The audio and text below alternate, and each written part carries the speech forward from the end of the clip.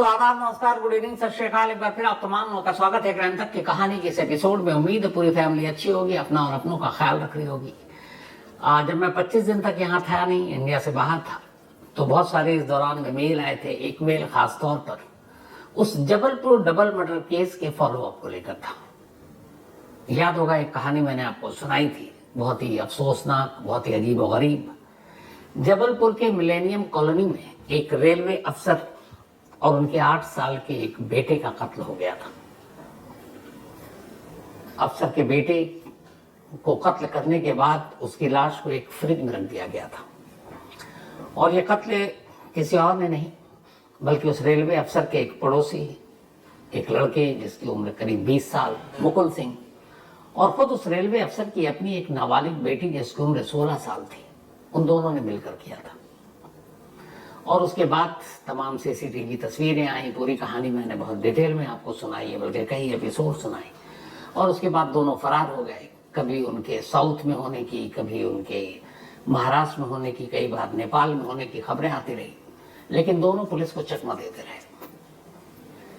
चकमा देते देते करीब 77 दिन बीत गए। इस दौरान मध्य प्रदेश पुलिस ने मुकुल सिंह और उस लड़की का पता देने वालों पर इनाम का भी ऐलान किया, जगह जगह पोस्टर भी छपवाए, कई जगह से दोनों की सीसीटीवी तस्वीरें भी सामने आई, लेकिन कामयाबी हाथ नहीं आई।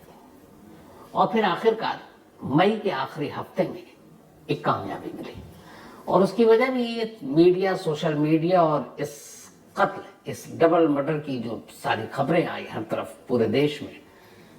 चूंकि एक बेटी अपने बाप, अपने छोटे भाई को अपने दोस्त के साथ मिलकर मार डालती है, इस खबर ने हर एक को बेचैन कर दिया था।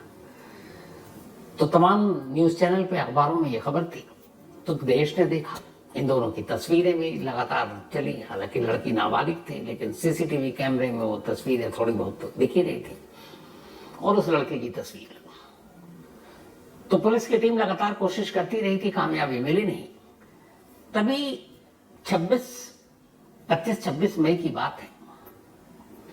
एक रोज हरिद्वार के एक सरकारी अस्पताल में एक लड़का और लड़की एक बेंच पर बैठे हुए थे। अस्पताल में बहुत सारे लोग रात को रहते हैं।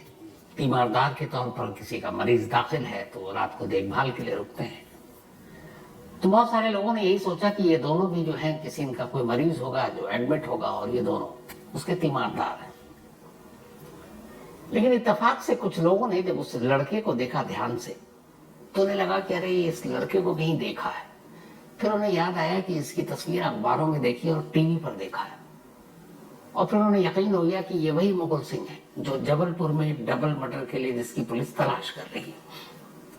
जैसे ये शक हुआ, लोगों ने आपस में बातचीत की, और ये दोनों लड़का लड़की थे, साथ में लड़की भी। उन्हें और पुख्ता यकीन हो गया, क्योंकि ये लड़का लड़की दोनों एक साथ भाग रहे थे।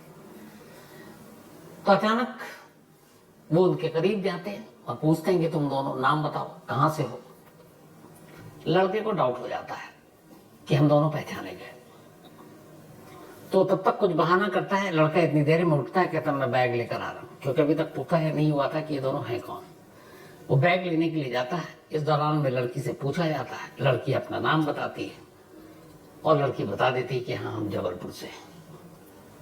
अब उस लड़की को घेर कर लोगों ने वहीं पर रोक लिया। उन्हें मालूम था कि ये लड़की के साथ ही वो लड़का भागा है, डबल मर्डर में शामिल है, तो वो तो बैग लेकर आ जाएगा। लेकिन उस लड़के को एहसास था कि अब हम फंस गए। वो बैग लेने के बहाने हॉस्पिटल से निकल भागा। जब थोड़ी देर तक वो वापस नहीं आया, तो लोग उसके पीछे भागे। फिर देखा, ढूंढा, पर उसका कहीं आता पता नहीं। खैर, उनमें से किसी ने फिर जो हरिद्वार पुलिस, उसको इन्फॉर्म किया। पुलिस की टीम आई, उसने लड़की से पूछताछ की और जबलपुर पुलिस को इन्फॉर्म किया। जबलपुर पुलिस चौंक उठी, क्योंकि इतने दिनों से तलाश थी। फौरन पुलिस की एक टीम आती है हरिद्वार, और लड़की को लेकर अपने साथ जबलपुर पहुंच जाती है। अब इस डबल मर्डर की एक अक्यूज्ड, एक आरोपी पुलिस के शिकंजे में, लेकिन असली अक्यूज्ड, असली कातिल भागा हुआ। तो आधी कामयाबी मिली है और आधी नाकामी भी है। कोको एफएम एक ऑडियो एंटरटेनमेंट प्लेटफॉर्म है, जहां आप तमाम तरह की ऐसी ही कहानियां सुन सकते हैं। बिहार मर्डर मिस्ट्री ऐसी एक कहानी है, शिल्पी गौतम हत्याकांड। ये वो हत्याकांड था जिसने बिहार की राजनीति में भूचाल ला दिया था। तो कोको एफएम के ऑडियो एंटरटेनमेंट प्लेटफॉर्म पर आप ये कहानी सुन सकते हैं, बिहार मर्डर मिस्ट्री, शिल्पी गौतम हत्याकांड। कुकू एफएम एक बेहद तेजी से बढ़ता हुआ ऑडियो लर्निंग ऐप है और लाखों लोग इसको सुन रहे हैं और इससे कुछ ना कुछ नया सीख रहे हैं, आगे बढ़ रहे हैं। अगर आपने अब तक कुकू एफएम की ऑडियो बुक नहीं सुनी है तो अब आपके लिए कुकू एफएम ने 7 दिन का फ्री ट्रायल शुरू किया है। इन 7 दिनों के दौरान आप पूरे प्लेटफॉर्म पर कोई भी शो सुन सकते हैं, जिनमें 5000 शो शामिल है, बल्कि 5000 से ज्यादा है, बिल्कुल मुफ्त। ऑफर बहुत तगड़ी है, तो अपने दोस्तों को और फैमिली मेंबर्स को भी ये जरूर बताना। अब पुलिस लड़की से पूछताछ करती है, सारी कहानी सुनती है। 2 दिन बीत जाता है। अब 2 दिन के बाद जो करीब रात का वक्त और तारीख थी, ये 30 और 31 मई की रात, लगभग 12:30 बज रहे थे।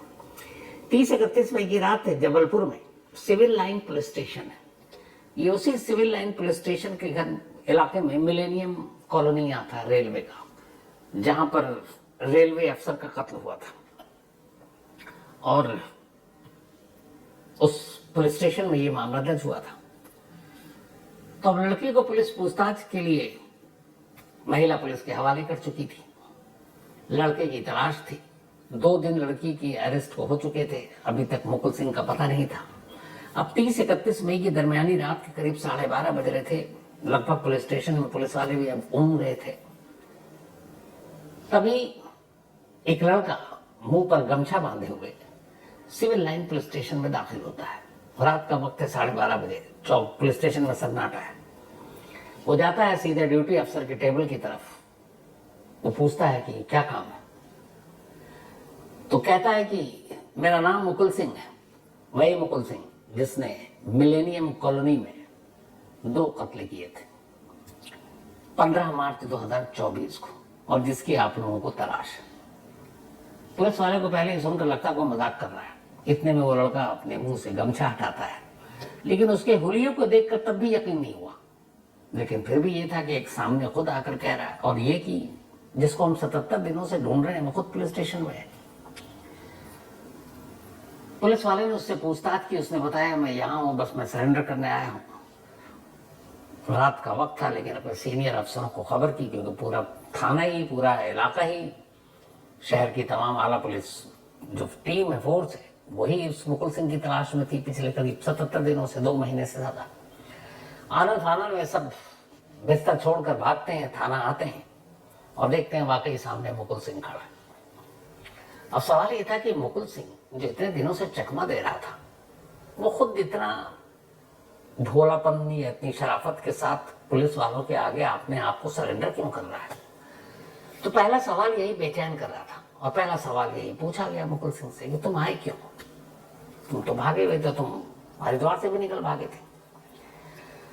उसने कहा कि मैं आता नहीं, लेकिन मेरी दोस्त को आप लोगों ने पकड़ लिया और मेरी दोस्त को यहां लिया, तब उसके बिना मेरा जो है बाहर अकेले रहना ठीक नहीं था।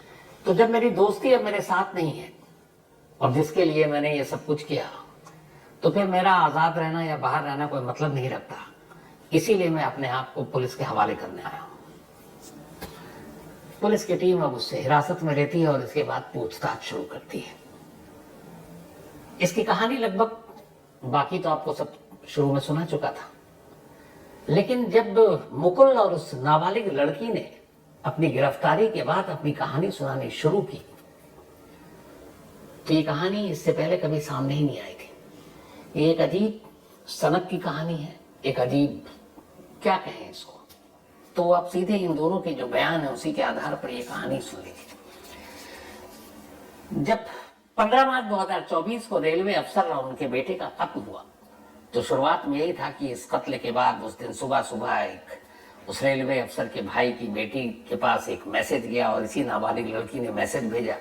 मैसेज में ये था कि हमारे पापा को मुकुल ने मार डाला और हमारे भाई को मार डाला है। उसके बाद खैर पुलिस आती है, घर से 2 लाश मिलती है, और फिर ये होता है सीसीटीवी कैमरा दिखता है, फिर पता चलता है मुकुल भी है, नाबालिग बेटी भी उसमें इन्वॉल्व है। उसके बाद इन दोनों के रिश्ते की कहानी आती है। फिर ये होता है कि मुकुल चूंकि इस लड़की से प्यार करता था, घर वाले इस रिश्ते के खिलाफ थे, और उसने गुस्से में मार दिया। घर वालों ने उसके खिलाफ एक बार रेप का इल्जाम लगाया, वो करीब महीने भर जेल रहा, तो उसका भी उसको गुस्सा था और इसी वजह से ये कत्ल किया। ये सारी कहानी उस वक्त सामने आई थी। लेकिन अब जब दोनों से पूछताछ शुरू हुई तो पूछताछ के दौरान जब मुकुल की तलाशी ली गई, जब उसके कपड़े उतारे गए, शर्ट कमीज, तो उसके सीने पर एक टैटू बना हुआ था और ये टैटू ही सारी कहानी बयान कर रहा था। एक टैटू था जिसमें 5 नरमुंडे बने हुए, खोपड़ी। ये तस्वीर उसी मुकुल की है और ये सीने पर टैटू उसी का है जो आप देख रहे हैं। अब जब पुलिस ने इस टैटू को देखा और सीने पर ये टैटू एक तो वैसे ही और ऊपर से 5 खोपड़ी, 5 नरमुंड, तो पुलिस ने पूछा ये क्यों, क्या है इसकी कहानी। तो इस पूरे कत्ल की साजिश और कत्ल और बदला लेने की पूरी कहानी उसने टैटू के शक्ल में अपने सीने पर गुदवा रखा था। फिर उसने उस टैटू की कहानी बताई। उसने कहा कि जो 5 सर हैं, ये 5 टारगेट थे मेरे, मुझे कुल 5 कत्ल करने थे। 2 कत्ल हुए लेकिन उनमें से भी एक करना था, दूसरा कत्ल अनजाने में हो गया। मुकुल के हिसाब से जब 15 मार्च को वो घर गया था रेलवे अफसर के, तो उसे सिर्फ रेलवे अफसर को मारना था। लेकिन जब वो रेलवे अफसर का कत्ल कर रहा था तब उनका 8 साल का मासूम बेटा उठ गया और उसने देखा कि उसके डैडी को कोई मार रहा है, तो वो मुकुल के पैरों से लिपट गया अपने बाप को बचाने के लिए और वो उसका पैर खींचने लगा। मुकुल ने उसे धक्का दिया, वो उसका पैर छोड़ नहीं रहा था, तो उसने वही जो एक लोहे का उसने रॉड पकड़ा हुआ था, उसने गुस्से में उस 8 साल के मासूम बच्चे के सर पे दे मारा, जिससे उसकी जान चली गई। तो कत्ल सिर्फ बाप का करना था, बेटा इस वजह से मारा गया। तो उसने बताया कि जो 5 सीने पे टैटू, 5 सर है, वो 5 टारगेट थे उसके। पहला टारगेट उस नाबालिग लड़की का बाप था। दूसरा टारगेट उस रेलवे अफसर के भाई की बेटी थी। इसलिए थी कि वो भाई की बेटी अक्सर इनके रिश्ते का विरोध करती थी और जिसके पास वॉइस मैसेज आया था 15 मार्च को इस कत्ल के बाद, जो इसी नाबालिग लड़की ने भेजा था। तो दूसरा टारगेट वो थी। तीसरा टारगेट रेलवे अफसर के ऑफिस में काम करने वाला एक उनका कुलीग था, क्योंकि वो भी उसी रेलवे कॉलोनी में रहा करते थे और वो भी मुकुल को घर आने जाने या उस रेलवे अफसर की बेटी, नाबालिग बेटी के साथ घूमने फिरने के लिए टोका करते थे। तो रेलवे अफसर खुद यानी कि नाबालिग लड़की का बाप, उनके भाई की बेटी 2, उनका कुलीग 3, और जिस रेलवे कॉलोनी में ये रहा करते थे उसी रेलवे कॉलोनी में एक और पड़ोसी था। उस पड़ोसी ने भी कई बार टोका मुकुल को, तो उसे लगता था कि जब भी वो घर जाता उस नाबालिग लड़की के, तो उसे गुस्सा आता। तो एक वो हो गया और 5वां जो उसके टारगेट में था, जिसे उसे कत्ल करना था, वो कोई और नहीं, एक लेडी पुलिस अफसर थी। ये लेडी पुलिस अफसर वो थी जब रेलवे अफसर ने अपनी नाबालिग बेटी के नाम पर पुलिस में एक रिपोर्ट लिखाई थी कि मुकुल सिंह ने उसका रेप किया है, उसके साथ यौन शोषण किया है, तब वो पकड़ा गया था और पुलिस, उस रेलवे महिला पुलिस अफसर ने इस केस की जांच की थी और तभी से मुकुल ने उसको अपना दुश्मन मान लिया था और उसने कहा था कि मैं इस पुलिस अफसर को भी मारूंगा। तो उसने इन 5 लोगों के 5 सर, खोपड़ी अपने सीने पर टैटू की शक्ल में बनाए थे और उन्हें ये 5 कत्ल करना था। इसके बाद वो जेल जब चला गया था, जेल से बाहर आया, तब उसने ये टैटू बनाया और वो हमेशा ऊपर टी-शर्ट या शर्ट पहने रहता, किसी को दिखाई नहीं देता। लेकिन उसने ये इसलिए बनाया था ताकि हमेशा उसे अपना बदला याद रहे और वो भूले नहीं कि उसे 5 कत्ल करने हैं। तो जेल से आने के बाद वो मौके का इंतजार करता रहा। लेकिन फिर अचानक जब वो बाहर आया तो इस नाबालिग लड़की का फोन आया, जो कि वो अपने चाचा के घर भेज दिया था रेलवे अफसर ने कि इन दोनों के रिश्ते को देखते हुए। तो उसका फोन आया कि मुझे मेरे पापा ने यहाँ भेज दिया और मैं तुम्हारे खिलाफ कंप्लेंट नहीं लिखाना चाहती थी, वो मेरे पापा ने लिखाया है, मैं तो तुमसे तुम्हारे साथ रहना चाहती हूँ। तो जब ये फोन पे बातचीत शुरू हुई दोबारा, तब मुकुल को लगा कि नहीं, ये लड़की तो मेरे सपोर्ट में है। घर वालों के दबाव में आकर उसने कंप्लेंट की थी। तब उसने फिर 5 टारगेट में से एक को काट दिया, अपने इस दोस्त को। उसने कहा नहीं, अब 5 कत्ल नहीं करूंगा, 4 कत्ल करूंगा। तो अपने गर्लफ्रेंड का नाम उस टैटू से हटा दिया। अब उसे 4 कत्ल करने थे। इसके बाद उसने अपनी उस दोस्त को अपनी इस साजिश के बारे में बताया, और अफसोस की बात यह है कि वो नाबालिग लड़की तैयार हो गई। इसी के बाद 14 मार्च की देर रात वो पूरे सामान के साथ, हथियार के साथ उस घर में घुसा। वहां जाने के बाद उसने देखा कि लड़की का बाप और भाई एक कमरे में सो रहे हैं। ये चुपचाप से दूसरे कमरे में गया, उस लड़की के पास गया और कहते हैं उस लड़की के साथ जबरदस्ती की उस पहली रात को ही। फिर सुबह होने से पहले उसने पहले बाप को मारा, बेटा जाग गया, वो इसके पैरों से लिपट गया। जब उसने अपने आप को अलग नहीं किया तो उसने उसके सर पे दे मारा, फिर उसका भी कत्ल हो गया। फिर उसके बाद उसने उसकी लाश को फ्रिज में सारा सामान निकाल कर रख दिया, खून वून साफ किया, और ये सब करते करते सुबह हो चुका।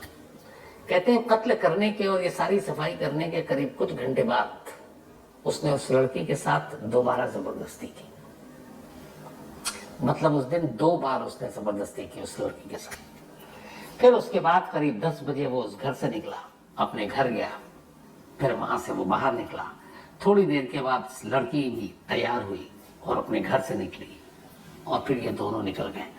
उसके बाद सीसीटीवी कैमरे में आपने तमाम तस्वीरें देखी होंगी। जब ये घर से निकले दोनों, तो सबसे पहले वहां से जबलपुर से कटनी गए, फिर कटनी से इंदौर गए, फिर इंदौर से पुणे गए, फिर वहां से बेंगलुरु, फिर उड़ीसा, कोलकाता, गुवाहाटी, झांसी, मथुरा, वृंदावन, नेपाल, और फिर उत्तराखंड आए।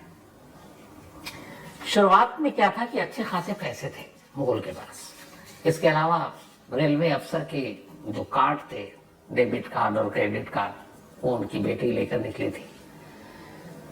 तो अगले कई दिनों तक उन कार्ड से वो सारे पैसे निकालता और वो पैसे अपने अकाउंट में ट्रांसफर कर लेता। तो शुरू के लगभग महीने भर दोनों ने खूब पैसों के साथ अच्छे से ऐश किया। अच्छे जिस शहर में जाते ठीक ठाक होटल में चेक इन करते और वहां रहते। उसके बाद वो शराब मंगाता, शराब पीता, और फिर लड़की से हमेशा जबरदस्ती करता।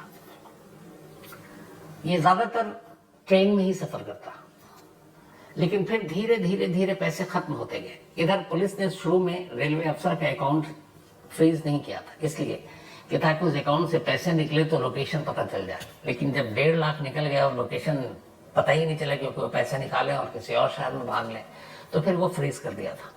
तो वो 1.5 लाख, बाकी उसके अपने पैसे, ये सब धीरे धीरे खत्म होने लगे। अब पैसे की किल्लत, मदद कौन करे?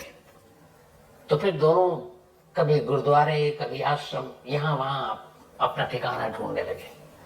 और इन्हीं जगहों पर, गुरुद्वारे में, आश्रम में, मंदिरों में रहते रहते रहते अब ये पहुंच गया लास्ट में हरिद्वार। हरिद्वार में भी इधर उधर आश्रम में रहते रहते, पर ये चूंकि ये था कि इनकी उम्र भी इतनी है, नजर न पड़ जाए, और आजकल जो भागे हुए क्रिमिनल, उनकी ऐसी जगहों पे बड़ी ज्यादा तलाशी होती है, खासतौर पर वहां मौजूद पुलिस वालों को भी बताया जाता है। तो फिर उन्होंने कहा चलो कुछ दिन सरकारी अस्पताल में गुजार लेते हैं। तो इसी के बाद ये लोग सरकारी अस्पताल में गए थे, और ये रात को जाते थे। और जब रात को जाते तो वहां पे ये था कि पेशेंट सब हैं, पेशेंट के तीमारदार हैं, तो ये भी पानी का बोतल लेके किसी बेंच पे बैठ जाते, लेट जाते, और एक जागता, दूसरा सोता, दूसरा फिर सोता, तो पहला जागता, और इस तरह कई रात इन्होंने गुजार दी। इससे पहले इन्होंने ज्यादातर वो ट्रेनें पकड़ी जो दोपहर को या शाम को चलती और पूरी रात की जर्नी तय कर अपने मंजिल पर पहुंचती, और फिर उसी ट्रेन से ये वापस आते।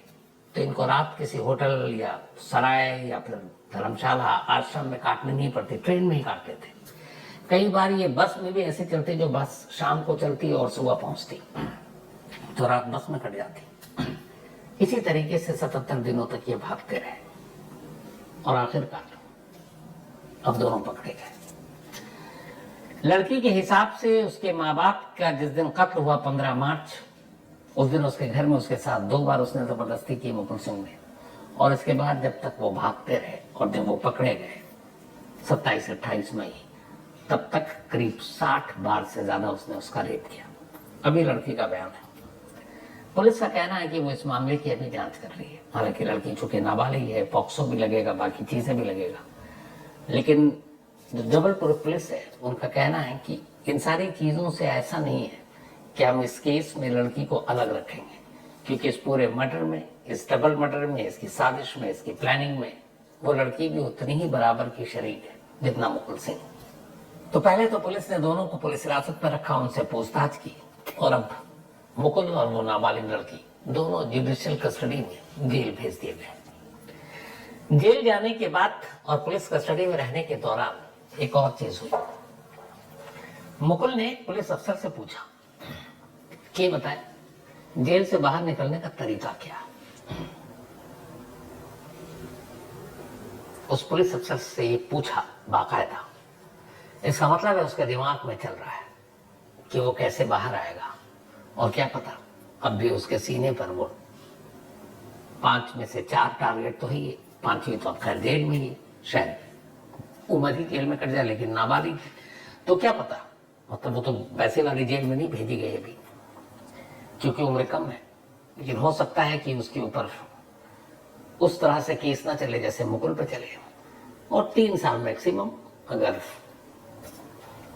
मतलब उसके ऊपर एक नाबालिग के तौर पर सारी सुनवाई होती है तो 3 साल।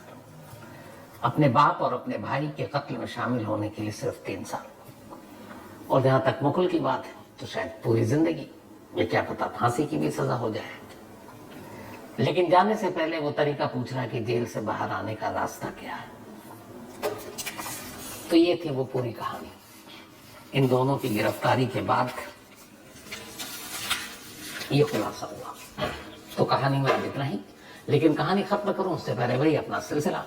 आज सना, इनका बर्थडे है तो हैप्पी बर्थडे सना। और ये इकराम आलम ने भेजा, उनकी वाइफ है। साथ ही लोकेंद्र, इनका भी आज जन्मदिन है, हैप्पी बर्थडे लोकेंद्र। और ये भेजा सुरेश लाल जी ने, सुरेश लाल जी के बेटे हैं लोकेंद्र। इसके अलावा करिश्मा, इनका भी आज बर्थडे है तो हैप्पी बर्थडे करिश्मा, भेजा है सोहन सिंह ने। साथ ही अली मोहम्मद, इनका भी आज बर्थडे है तो हैप्पी बर्थडे अली, और ये भेजा है मोहम्मद उस्मान ने। नीरज तुसानिया, इनका भी आज जन्मदिन है, हैप्पी बर्थडे नीरज, आप हमेशा अच्छे रहो, खुश रहो। और ये भेजा है कुलभूषण में। इसके अलावा विक्रम, इनका भी आज बर्थडे है तो हैप्पी बर्थडे विक्रम, और ये भेजा है आलिशा ने। साथ ही निखिल कुमार, इनका भी आज जन्मदिन है तो हैप्पी बर्थडे निखिल, और ये भेजा है सलोनी ने। इसके अलावा आज कैरोलिना और आदित्य, इन दोनों की मैरिज एनिवर्सरी है, तो आप दोनों को बहुत बहुत मुबारक, बधाई कैरोलिना और आदित्य। और ये भेजा है शैली जी ने, इसके अलावा आदिति और अब्दुल गौर जी ने। साथ ही रीटा और हरीश चंद्र, इन दोनों की भी आज मैरिज एनिवर्सरी है, तो रीता जी और हरीश चंद्र जी, आप दोनों को बहुत बहुत मुबारक, बधाई। और रीता जी आप जल्दी ठीक हो जाएं, क्योंकि मुझे इन्होंने बताया कि आप शायद एडमिट हैं हॉस्पिटल में, तो ऊपर वाला आपको अच्छा रखे और जल्द आप ठीक हो जाएं। Mahesh Rathore, thank you so much आपके मेल के लिए। नौशाद पाशा, इन्होंने कहानी की फरमाइश की है। अरविंद जोशी, इन्होंने कहानी की फरमाइश की है। मुकुल नाथ, थैंक यू सो मच आपका। इसके अलावा Sunita William, thank you so much आपका, ये नाम मैंने पहले कहीं सुना है। साथ ही अर्जुन, इन शुक्रिया, और इन्होंने कहानी की फरमाइश की है। इसके अलावा मोहम्मद इरफान, इन्होंने भी कहानी की फरमाइश की है। इसके अलावा Anshul Kumar, thank you so much, और इन्होंने भी कहानी की फरमाइश की है। तो लास्ट में आपको वापस एक बार फिर से याद दिला दूं कि डिस्क्रिप्शन में जो लिंक है वहां कुकू एफएम डाउनलोड करके कुकू एफएम ने 7 दिन का फ्री ट्रायल शुरू किया है। इन 7 दिनों के दौरान आप पूरे प्लेटफॉर्म पर कोई भी शो सुन सकते हैं, जिसमें 5000 शो शामिल है, बल्कि 5000 से ज्यादा है, बिल्कुल मुफ्त। तो कहानी में आज इतना ही। अब आपसे मुलाकात होगी कल रात 9 बजे किसी नई कहानी के साथ। तब तक अपना और अपनों का ख्याल। तो दोस्तों, आपको कहानी कैसी लगी कमेंट सेक्शन में ज़रूर बताएं। अगर आपको इस कहानी से शिकायत है तो हमारी मेल आईडी पर मेल करें, हम इस कहानी को चैनल से डिलीट कर देंगे। और अगर आपको कहानी अच्छी लगी हो तो लाइक एंड सब्सक्राइब करना ना भूलें। इससे आपका तो कुछ नहीं जाएगा, पर हमारा मोटिवेशन ज़रूर बढ़ेगा। धन्यवाद।